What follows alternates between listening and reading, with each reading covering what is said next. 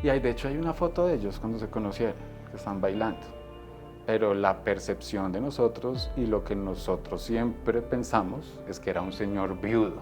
Tuvo esta relación, nacieron ustedes dos, con la complicación tremenda del diagnóstico médico de tu hermano mellizo.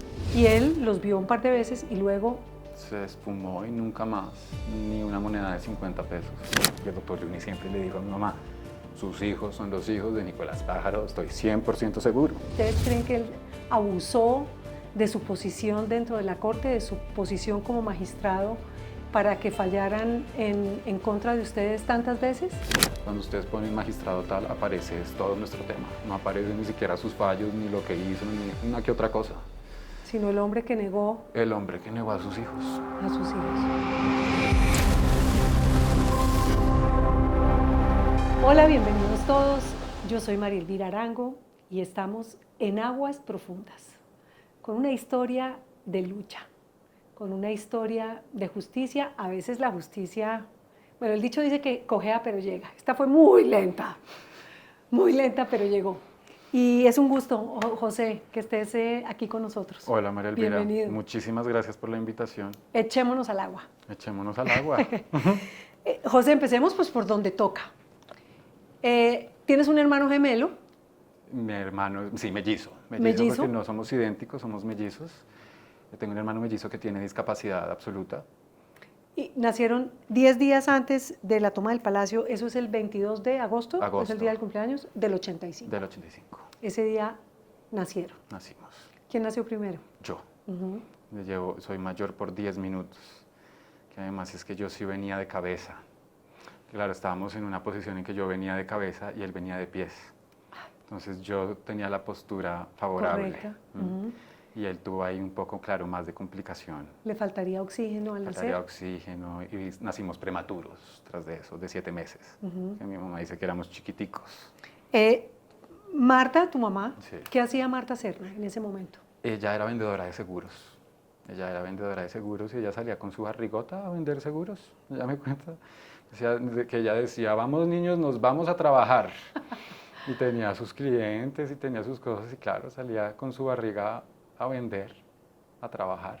Hasta que llegó la fecha del parto. Del parto. Solita. Porque el papá por ningún lado. Por ningún lado. Por ningún lado. Ella tuvo una relación extramatrimonial de él, ella estaba soltera, ¿no? Sí. Y pensamos que él también. O sea, ella pensaba, esa parte de la historia... ¿Cómo es ese romance? ¿Cómo es esa historia que su mamá Mi mamá conoció contó? a un señor viudo en una fiesta que era en la casa de una señora que se llama Margot, que era la prima, algo así como prima de él, o algo así, que era una prima en común, bueno, familiares en común, gente conocida en común. En ese momento el señor Nicolás Pájaro se llama, trabajaba en el Palacio de Justicia, pero estaba empezando su carrera, digamos. Estaba empezando su carrera. Claro, estamos hablando de hace ya 40 años, estaba empezando su carrera y mi mamá también era muy joven, ¿no? Tenía 30 años. Y de hecho hay una foto de ellos cuando se conocieron, que están bailando. Pero la percepción de nosotros y lo que nosotros siempre pensamos es que era un señor viudo, ¿sí? Que tenía 2 hijos y que era viudo, ya está. No tenemos ni idea si era extramatrimonial de él, si estaba casado, si tenía a alguien, no tenemos ni idea. Bueno, y tu mamá, porque ustedes bebés, ella no sabía. Su versión se enamoró de un viudo. Exacto, siempre. Y tuvo esta relación, nacieron ustedes dos, con la complicación tremenda del diagnóstico médico de tu hermano mellizo. Sí, que fue, de hecho hay un documento que comprueba que no es un problema genético, sino es vamos, como algo que se debió a la complicación del parto. Sí, porque no es un problema genético, está comprobado científicamente. Entonces, claro, mi mamá, el apoyo que tuvo fue el de mi abuela y el de mi tía y el de nuestra nana que teníamos en ese momento. Entonces, porque igual ella, yo creo que apenas pudo, siguió trabajando. Tenía que responder por 2 pelados. Tenía que mantenernos. ¿Por el señor por ningún lado? El señor nos iba a visitar. Él nos iba a visitar Pero creo que, claro, después fue lo de la toma del Palacio de Justicia y ahí sí ya después se fue para Estados Unidos y ahí como está en el programa, como mi mamá lo relata y cuando se fue para Estados Unidos ya después no quiso saber nada de nosotros. Él supo desde el principio que había tenido dos hijos, Sí, hijos, sí. que uno de los dos había nacido con unas limitaciones muy serias para la vida, ¿no? Porque eso no es una enfermedad que uno pueda corregir en el camino. Exactamente. Y él los vio un par de veces y luego Se esfumó y nunca más, ni una moneda de 50 pesos. solita, doña Marta, Sí, a sacarlos adelante como podía. solita. Y a poderse, digamos, ella también defender de todas mis preguntas. Porque yo era un niño inquieto y era un niño que le cuestionaba todo. ¿Qué preguntaba José? ¿Dónde está mi papá?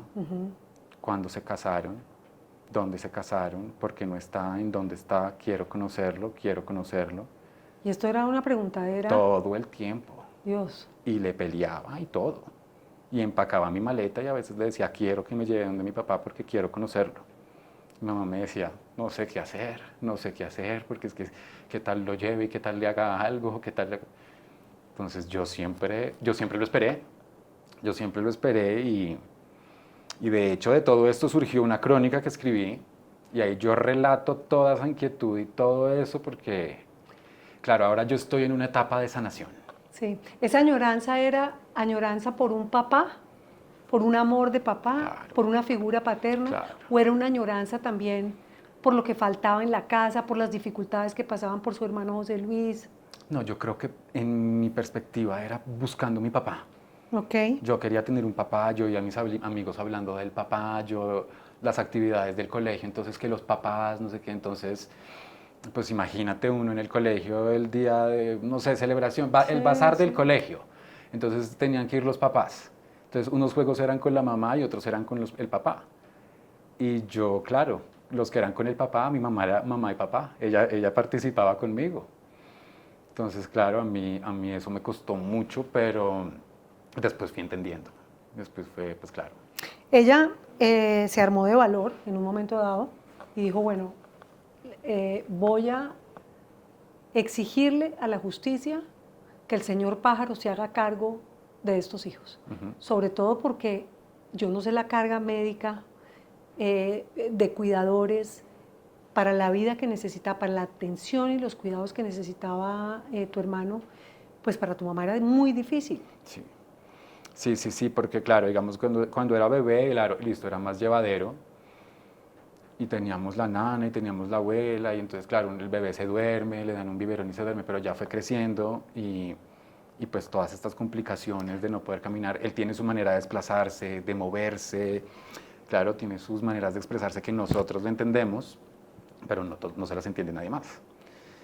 Entonces sí, esto fue... Y alguien tiene que estar con él siempre. Alguien ¿no? siempre tiene que estar acompañado. Total. Y entonces yo crecí siempre, digamos, yo iba al colegio y todo, pero claro, habían siempre dos terapistas, fisioterapistas que iban todos los días a estar pendientes de él.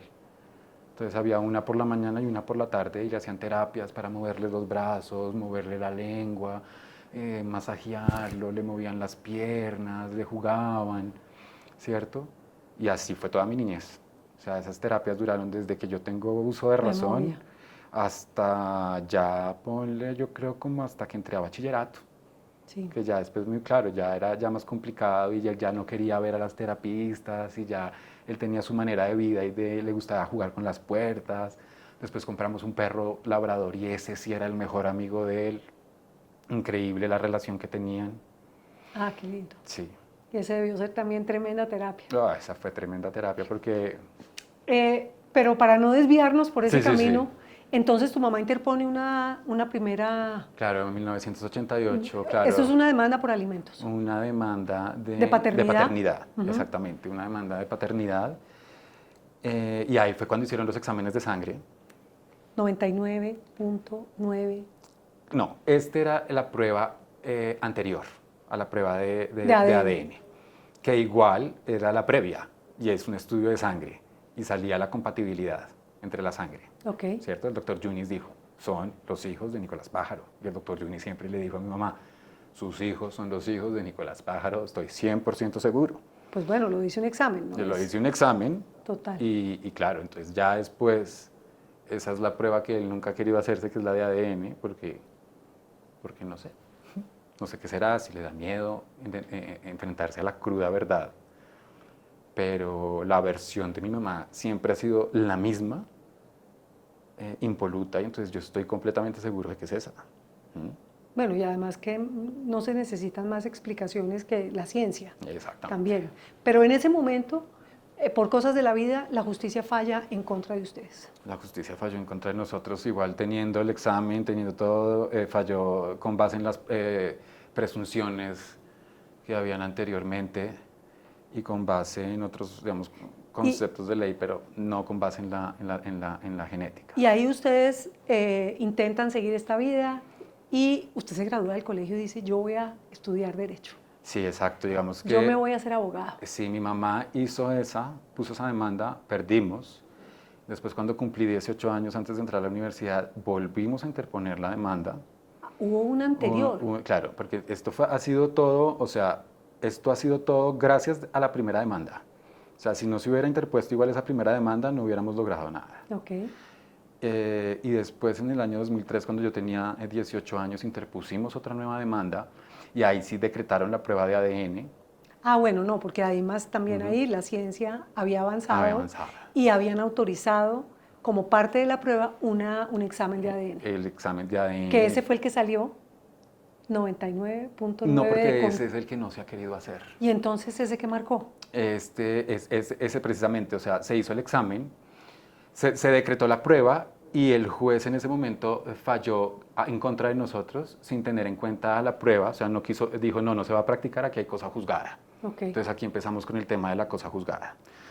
Entonces, claro, yo empecé a estudiar Derecho. ¿Con esa intención? Con esa intención, pero también por vocación y también por mucho amor a la carrera, sí. Y lo que yo dije, o sea, el doctor Gaitán Pardo en la primera clase gritó, en Derecho de Familia no hay cosa juzgada si no se ha practicado la prueba de ADN, porque esto cambia todas las condiciones.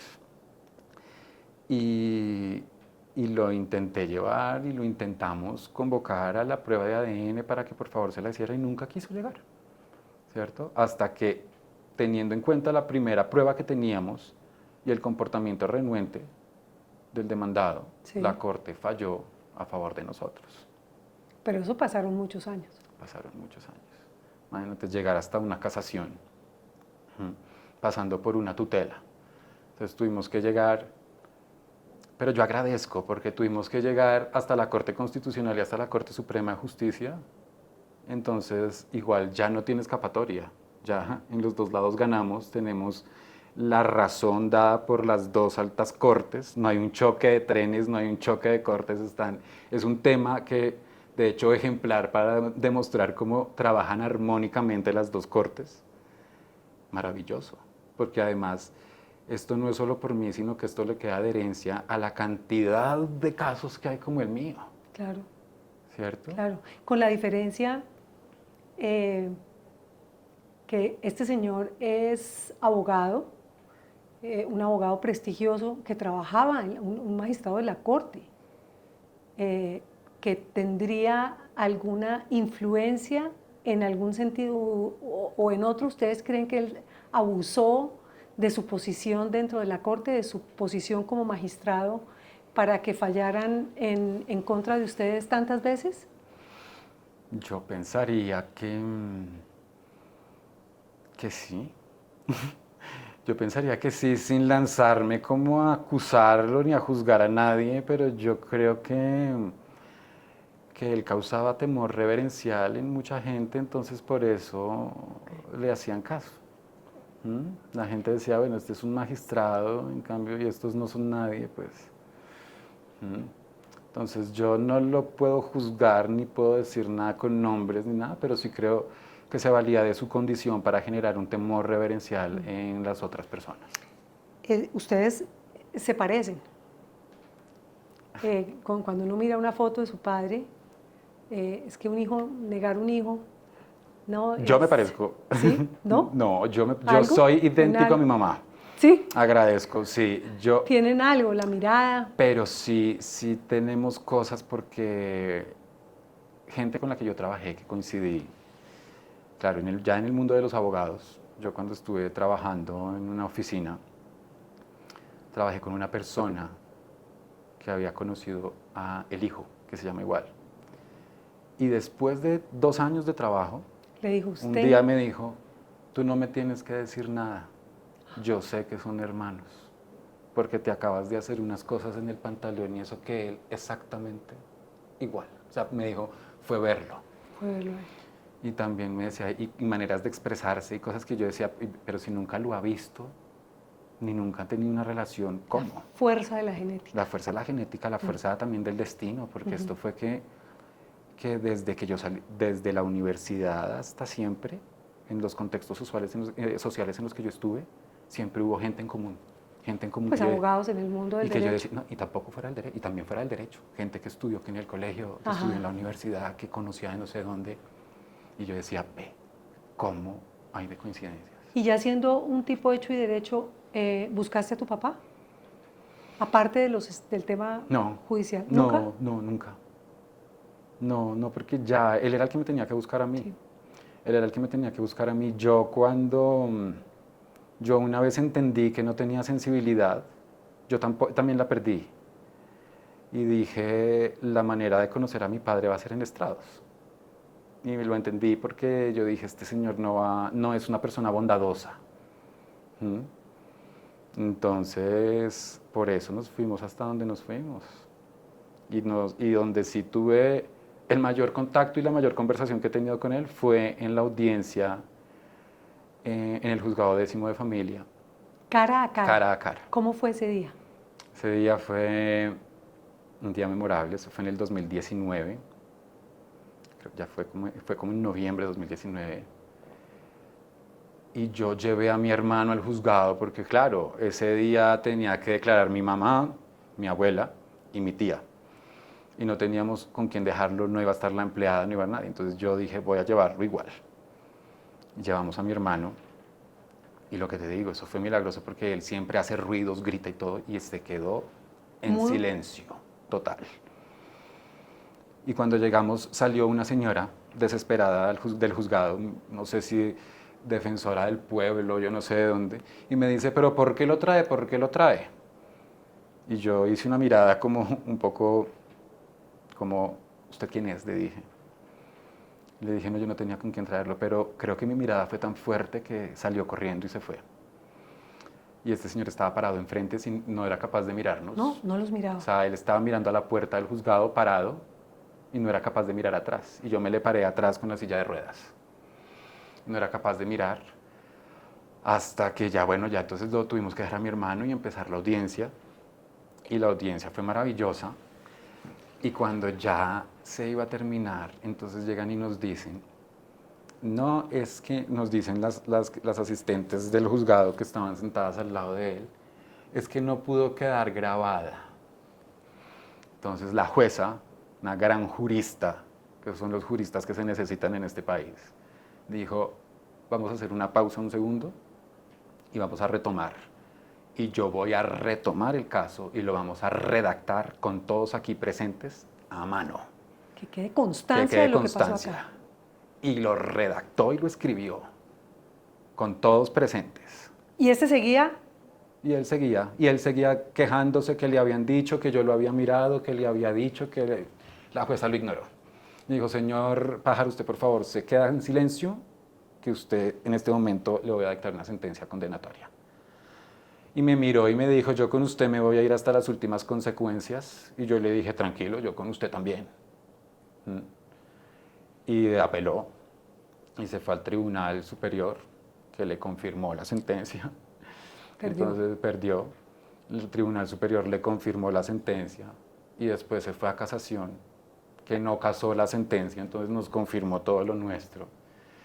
¿Y cuál fue el fallo exactamente? La sentencia no casaba las pretensiones que él estaba pidiendo, Sí, entonces se mantenía el fallo condenatorio. ¿Qué fue? Donde estaba. Se declaraba la paternidad y lo condenaban a pagarle una cuota de alimentos a mi hermano. ¿Retroactiva? No, bueno, sí retroactiva porque había sido un fallo desde el 2019 Sí. y entonces sí, tuvo que pagar ahí un retroactivo por mi hermano. Tuvo ¿Y que ha pagarle. cumplido? Ha cumplido. Ha cumplido y esperamos que siga cumpliendo porque pues este es el lenguaje en el que él entiende. ¿Y ha sido un alivio para la familia? ¿Sienten que se hizo justicia? Que así hayan pasado tantos años, casi 40 años. Sí, claro, Lo reconoció, claro, pues sabe que es su padre. claro, claro. Yo, a ver, si hace un alivio, fue un triunfo y una victoria que siempre le agradecería a Dios y a ustedes. Em, pero también, claro, yo pienso, no, para nosotros siempre va a tener una buena connotación.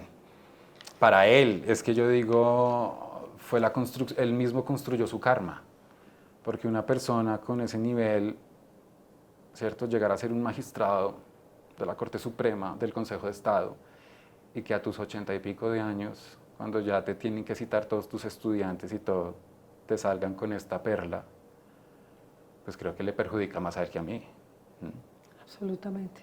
Y la cantidad de gente que me escribió, y la cantidad de gente que me escribió de juzgados y de lugares que me decía, te felicito porque tú no sabes la persona tan arrogante que es ese señor. José, ¿y se hace uno las paces allá adentro en el corazón de que el papá que le tocó en suerte fue ese señor que nunca los quiso reconocer, que inclusive con un fallo de por medio todavía no quiere tener ninguna relación con ustedes dos?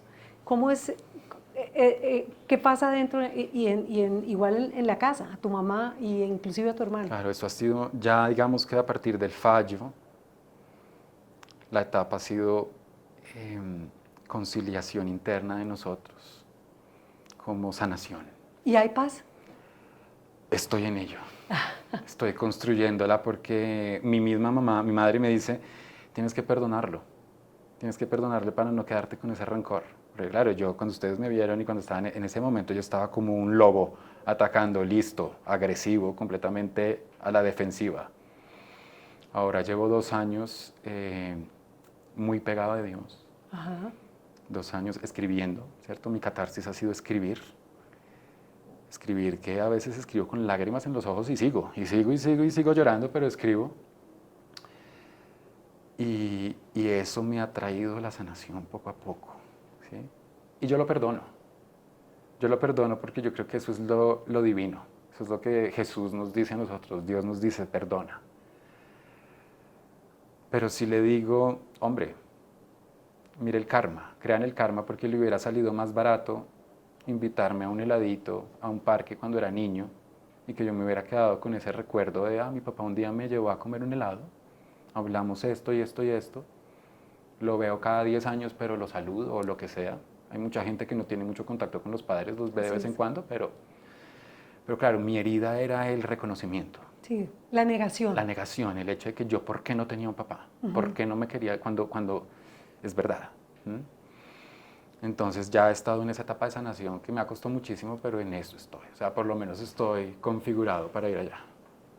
Tremendo camino desde ese niño que exigía respuestas y luego dedicarse a estudiar en la universidad y asumir legalmente tu propio caso para que tu padre, un magistrado, claro, y que en la responda y que la justicia haya sido correcta con ustedes. Sí, y que la universidad, la universidad, claro, me dio las herramientas para entender, pero también me volvió una estratega porque yo ahí conocí mis 2 amigos, que fue David, que fue mi amigo abogado de todo esto, sí. Y también mi mejor amiga de la universidad, que se llama Nadia Mendieta, que es otra abogada penalista grandísima, que me ayudó a redactar todo lo del tema del proceso disciplinario, ¿no? Porque aquí tenemos que hubo todo el proceso de la paternidad y todo esto que fue entorpecido por la abogada, ¿cierto? Que presentaba memoriales todos los días para que el proceso no pudiera avanzar.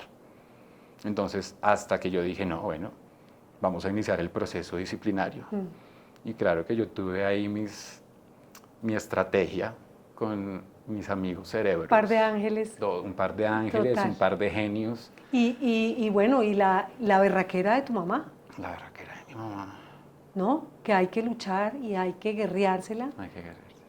Hay una cosa que sí quiero decir, o sea, yo, cuando tú me dices, que sí tuve contacto con él, claro, ese niño pequeño, un día mi mamá me dijo, tengo un teléfono, si quiere cójalo y llámelo. Y yo tenía el teléfono ese, el de disco, y yo cogí, llamé y dije, por favor, Nicolás, que habla José Luis, y me colgaron. Pero yo no tenía ni 10 años, yo creo que tenía por ahí 6 o 7. ¿Volviste a marcar? No, eso fue cuando tenía esa edad. Ah. Y ya después tuvimos 2 eventos, pero yo no tuve contacto con él. Ah, pero ya el teléfono, ese fue. El teléfono ya ahí fue. Y ya después, sí, como cuando tenía 15 o 16, mi mamá me dijo, se murió Margot, que fue la señora de la casa donde se conocieron. Ok. Y voy a ir al funeral. Muy seguramente ahí va a estar su papá. ¿Usted lo quiere ver? Yo le dije, pues claro. Y fuimos y llegamos a una iglesia, que no me acuerdo, era por Santa Bárbara, no me acuerdo cuál iglesia era, pero llegamos y claro, había mucha gente y él estaba sentado ahí adelante. Mi mamá me dijo, mire ese señor allá de pelo blanco, ese es su papá. Y lo vi de lejos y ya. Y con mi mamá lo vimos de lejos y yo quedé ahí. Yo solo le dije a mi mamá, por favor, no se vaya a acercar, no vaya a hacer nada, yo solo lo quiero ver de lejos y ya. Y lo vimos de lejos y ya. Y después, otros añitos después, ponle que eso era como cuando yo tenía unos 15 y después cuando yo tenía 17. Todo esto fue antes de tener 18, antes de entrar a la universidad. Y después cuando yo tenía como 17, yo estaba en Hacienda Santa Bárbara, que me iba a comprar una camiseta, yo no sé qué había visto, cualquier cosa. una cosa. Y yo ya lo reconocía. Y de pronto ahí viene. Y estaba por uno de esos pasillos solitarios de Hacienda Santa Bárbara, lo vi y venía caminando. Y yo lo vi y también me miró y le dije hola. Y siguió derecho. No paró, no me determinó, no, siguió derecho. Como si nada. Pues sí me miró como y siguió derecho. Pero yo sé que él me reconoció, yo sé que él sabía quién era el que le estaba saludando. Ese desprecio debe doler mucho. En el alma. Mucho, mucho. Yo salí de ahí llorando. Yo salí con mi camiseta que me fui a comprar, pero llorando. Pero entonces, claro, ahí fue cuando yo digo, en ese momento fue cuando yo dije, ya, este señor no tiene bondad. No tiene bondad, entonces nos toca darle una buena cucharadita de su propia medicina. Y la justicia se demoró. Y la justicia hasta que les dio la razón. Hasta que nos dio la razón, pero también la justicia se demoró. Ahora yo lo veo y agradezco porque estamos intactos, mi mamá, mi hermano y yo, estamos con salud, bien, gracias a Dios, al momento. Pero yo agradezco porque digo, la lección se la llevó muy grande porque pues claro, está en la cúspide y en el momento donde más memorable debería ser toda su obra jurídica como jurista, y pues no. Si lo buscan en Google, si lo buscan en inteligencia artificial, si lo buscan, cuando ustedes ponen magistrado tal, aparece todo nuestro tema. No aparece ni siquiera sus fallos, ni lo que hizo, ni una que otra cosa. Sino el hombre que negó. El hombre que negó a sus hijos. A sus hijos. Y de hecho le preguntan, ¿quiénes son los hijos de Nicolás Pájaro? Y salen nosotros, ni siquiera los otros hijos. Entonces, lo que digo. El karma. Y lo repito. Le hubiera salido más barato una visita de 10 minutos a mí y a mi hermano cuando teníamos 10 años, regalarnos un helado y no volver a aparecer nunca, que esto. Pues la verdad, José, gracias por este testimonio y por esta lucha que es ejemplo de que, a pesar de que parezca imposible, termina al final la justicia haciendo su trabajo. La justicia es nuestro trabajo y la luz no. Yo, muchas gracias por la invitación. Sin ustedes no se hubiera podido hacer nada, entonces siempre estarán en mi corazón. Imagínate, qué gusto. Gracias. Gracias. Que vuelvas. Estaré por acá siempre. Nos vemos pronto.